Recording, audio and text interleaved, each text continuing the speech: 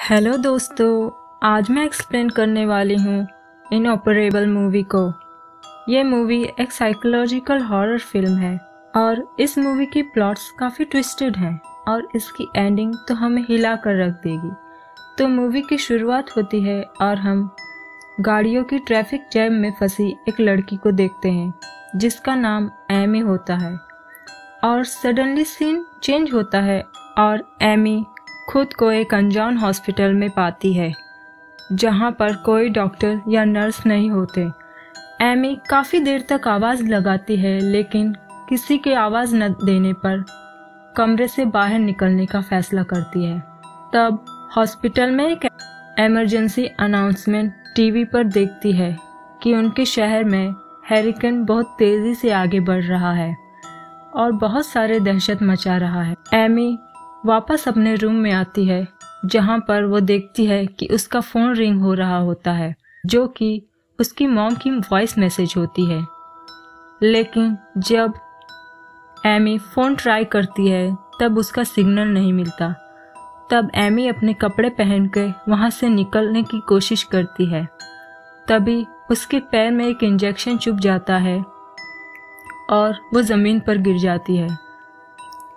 तब एमी अपने सामने एक लड़की को एक साइकियाट्रिस्ट से बात करते हुए देखती है जो कि मेंटली डिसेबल्ड होती है। वो सबको देखती है और उनसे मदद मांगने की कोशिश करती है लेकिन वो सब उसकी ओर नहीं देखते, शायद वो लोग उसे देख नहीं पाते इसलिए। तभी एमी बेहोश हो जाती है और वो फिर से उसी कार में आ जाती है और वो अपनी घड़ी देखती है और फिर से बेहोश होकर हॉस्पिटल में पहुंच जाती है।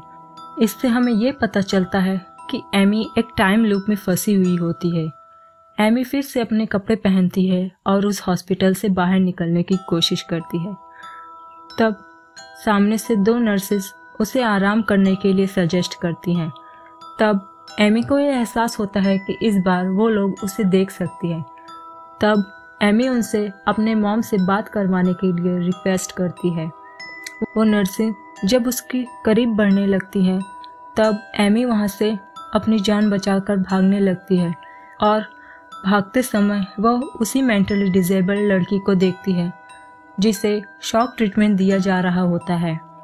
वो नर्स और वार्ड बॉय उसका पीछा कर रहे होते हैं इसलिए वो छुप जाती है। तभी वो किसी का ऑपरेशन होते हुए देखती है। जिस तरह से हमें उन डॉक्टर्स को ऑपरेशन करते हुए दिखाया गया है, एमी के हिसाब से वो डॉक्टर्स बड़े ही बेरहम होते हैं। वो एमी का चीर फाड़ कर रहे होते हैं जबकि वो पूरी तरह से होश में होता है। तभी वहाँ से भागते समय ऑपरेशन थिएटर से एमी एक चाकू चुरा लेती है और फिर उसके पैर में एक कांच का टुकड़ा चुभ जाता है और किसी तरह एमी अपनी बैंडेजिंग करती है और उसे हॉस्पिटल से निकलने की कोशिश करने लगती है। वो वहाँ पर एक कपल को देखते हैं जो हॉस्पिटल में इलाज करवाने के लिए आए होते हैं जिनका नाम जेन और रायन होता है। रायन एक डेप्यूटी ऑफिसर के यूनिफॉर्म में होता है। रायन उसके हाथ में चाकू देखकर उसे पूछता है कि चाकू लेकर वो क्या कर रही है। तभी एक डॉक्टर पीछे से एक इंजेक्शन लेकर आ जाता है और एमी को अपने इमेजिनरी फ्रेंड से बात करने के लिए बंद करने के लिए कहता है। तभी वो तीनों भागने लगते हैं जैसे कि उन लोगों ने कोई भूत देख लिया हो और वो तीनों एक कमरे में बंद हो जाते हैं। और एमी उनसे कहती है कि इस हॉस्पिटल में ज़रूर कुछ गड़बड़ है।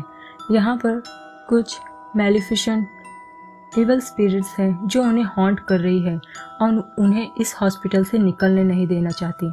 और एमी रायन को हॉस्पिटल के किसी भी स्टाफ मेंबर से बात करने के लिए रोकती है लेकिन रायन उस डॉक्टर से बात करने के लिए जब जाता है वो डॉक्टर एक सर्जरी नाइफ निकाल लेता है और रायन को ज़मीन पर गिराकर उसका पेट चीरने लगता है। तभी एमी को ब्लीडिंग होने लगती है और वो फिर से कार में पहुंच जाती है। वो घड़ी देखती है तब वो फिर से हॉस्पिटल में पहुंच जाती है। तब रायन उसका हाथ पकड़कर खींच लेता है और वो तीनों हॉस्पिटल से भागने की प्लानिंग करने लगते हैं। तभी एक डॉक्टर रायन को फिर से पकड़ लेता है। जेन रायन को छोड़कर जाने के लिए राजी नहीं होती क्योंकि वो दोनों साथ में अंदर आए थे और वो उन्हें साथ ही जाना होता है। क्योंकि वो दोनों एक दूसरे से प्यार करते हैं। एमी किसी तरह जेन को समझाती है और वहाँ से लेकर भागती है और एक जगह जाकर छुप जाती है। एमी बहुत ही ज़्यादा इमोशनल हो जाती है। तभी जेन एमी का दिल बहलाने के लिए उससे बहुत सारी बातें करती है। दोनों घर पहुंचकर वीडियो गेम्स खेलने के और पिज़्ज़ा खाने की बातें करते हैं। जेन एमी के आंसू पूछती है और उसे नाइल ऑफ वाटरप्रूफ मस्कारा लगाने के लिए बोलती है, क्योंकि ये स्मज प्रूफ होता है और आंसू बहने पर भी स्मज नहीं होंगे। तभी लाइट्स ऑन हो जाती है और वो दोनों उस कमरे में एक डॉक्टर को देखती हैं जो ह्यूमंस के बॉडी पार्ट्स देख रहा होता है और फिर उनमें से एक बॉडी पार्ट उठाकर वहाँ से चला जाता है। वो कमरा पूरा उसी से भरा पड़ा होता है और ये सीन बहुत ही ज़्यादा डिस्गस्टिंग होता है। जेन और एमी को ये सब कुछ देखकर बहुत ही ज़्यादा चक्कर आने लगते हैं और एमी फिर से कार में पहुँच जाती है और इस बार वो एक इमरजेंसी नंबर पर कॉल करके हेल्प मांगती है, क्योंकि हरिकेन पास आ रहा था और वो अपनी जान बचाना चाहती थी। तभी एमी फिर से हॉस्पिटल में पहुंच जाती है। तभी रायन का फ़ोन कॉल आता है। जेन और एमी उसे ढूंढने के लिए निकल पड़ती हैं। तभी रायन उन्हें बहुत ही बुरी हालत में मिलता है, बिल्कुल मौत की कगार पर। जेन उसे वहां से ले जाने की कोशिश करती है, लेकिन रायन उन्हें बताता है कि उन्होंने उसका हार्ट निकाल लिया होता है और तभी वो डॉक्टर वहां पर फिर से आ जाते हैं। रायन के ब्रेन से एक लाइफलाइन कनेक्टेड होती है जो रायन उन्हें भगाने के लिए निकाल देता है और हम देखते हैं कि रायन मर जाता है।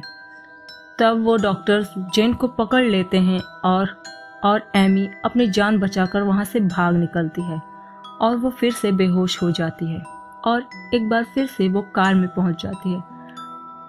कार में पहुंचने के बाद वो फिर से एक इमरजेंसी हेल्पलाइन नंबर को कॉल करती है। सीन शिफ्ट होता है और इस बार एमी को एक सर्जरी नाइफ मिल जाती है और तभी वो मेंटली डिसेबल्ड लड़की उसके सामने आ जाती है और अपना एलिफेंट स्टफ टॉय उसे थमाने लगती है और वो फिर से बेहोश हो जाती है और कार में पहुंच जाती है। हॉस्पिटल में आने के बाद रायन उसे नहीं पहचानता और उसे उसका रूम नंबर पूछता है और बताता है कि वो 4 साल से यहाँ पर है और वो पूछता है कि क्या वो यहाँ पर मर चुकी है। तब वो कहती है कि नहीं और उसे टाइम लूप के बारे में बताता है कि शायद वो लोग एक टाइम लूप में फंसे हुए हैं और किसी नंबर के हेल्प से वो लोग यहाँ से बाहर निकल पाएंगे और एमी को अपना रूम नंबर बताने के लिए बोलता है, लेकिन एमी को अपना रूम नंबर भी याद नहीं रहता और फिर एमी जब अपने दिमाग पर जोर डालने की कोशिश करती है तब वो फिर से बेहोश हो जाती है। सीन शिफ्ट होता है और तब एमी को जैन मिलती है, बिल्कुल पागलों की तरह, जैसे उसे शॉक ट्रीटमेंट दिया गया हो। प्रीस्ट एमी को पकड़ लेता है और कहता है कि तुम उस स्पिरिट के पीछे मत भागो। रायन तभी आ जाता है और एमी को वहां से भगा ले जाता है और सीन शिफ्ट होता है और फिर हम एमी, जेन और रायन को फिर से देखते हैं, बिल्कुल वैसे ही जैसे उन्हें पहली बार देखा होता है। तब एमी उन्हें वहां से जाने के लिए कहती है, लेकिन रायन और जेन उसे सुन नहीं पाते हैं।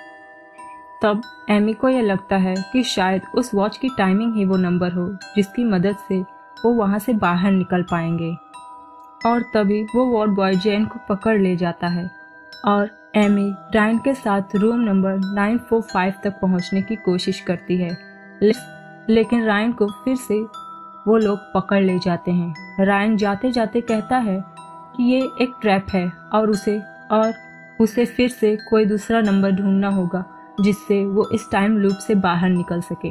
अभी एमी फिर से कार में पहुंच जाती है और अपने सामने लगी एक कार नंबर को देखती है जो कि 113 गो हैरिकेन लिखा हुआ होता है।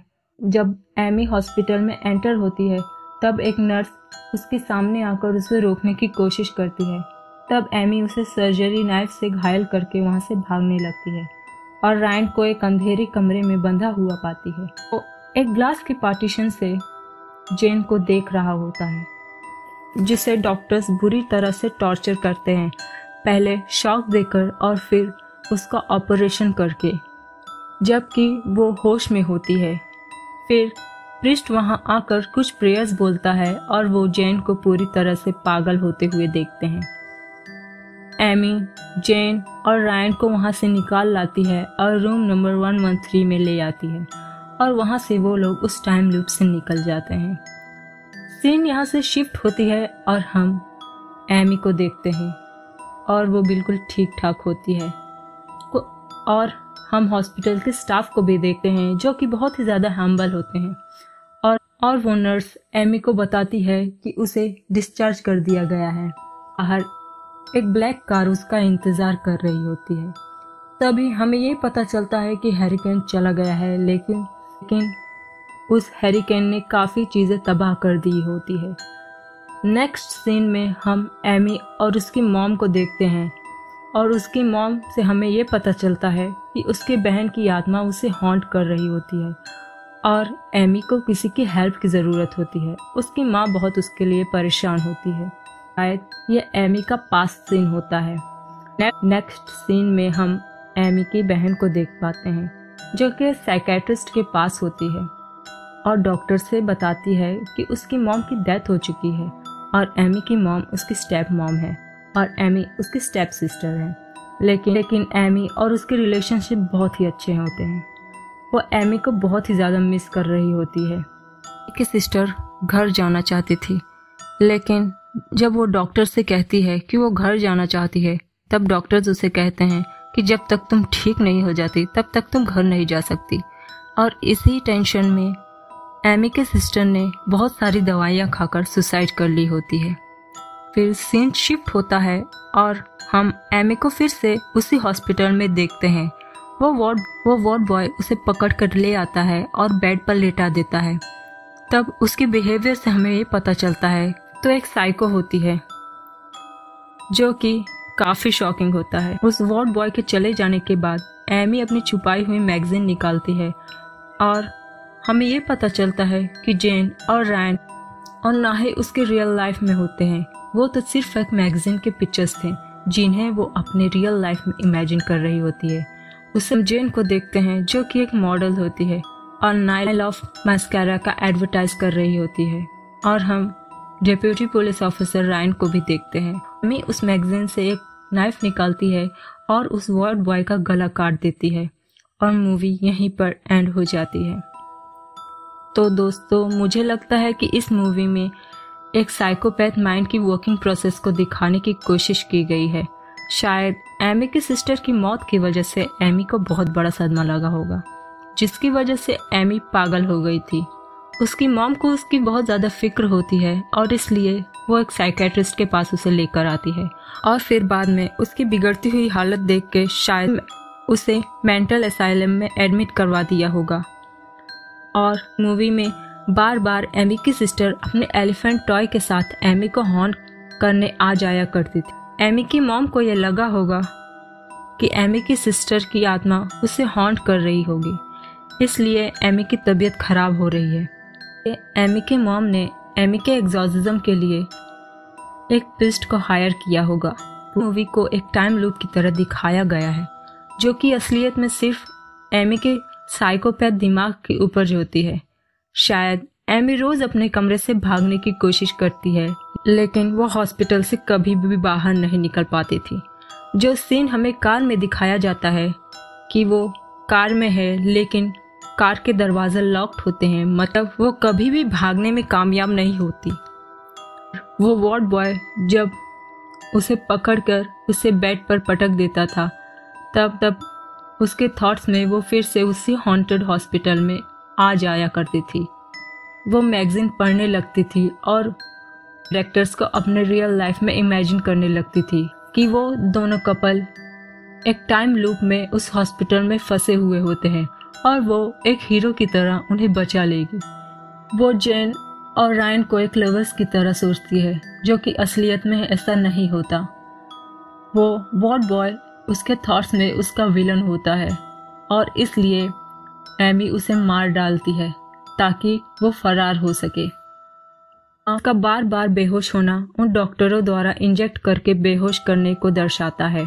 भागते समय वो ऑपरेशंस देखा करती थी जो उसका दिमाग अपने तरीके से डिस्क्राइब करता है कि डॉक्टर्स बड़े ही बेरहम होते हैं। एक हॉन्टेड जगह है जहां पर शॉक देकर ठीक ठाक लोगों को पागल बनाया जाता है। हॉस्पिटल में हरिकेन की न्यूज़ ने उसके मन में और भी ज्यादा दहशत भर दिया कि अगर वो उस हॉस्पिटल से बाहर नहीं निकली तो वो शायद मारी जाएगी, और जब हरिकेन बिल्कुल करीब होता है शायद तभी वो उस वार्ड बॉय को मार डालती होगी, और ताकि वो वहां से भाग पाए। और अगर आप लोग वीडियो के एंड तक बने हुए हैं देन थैंक्स फॉर वॉचिंग।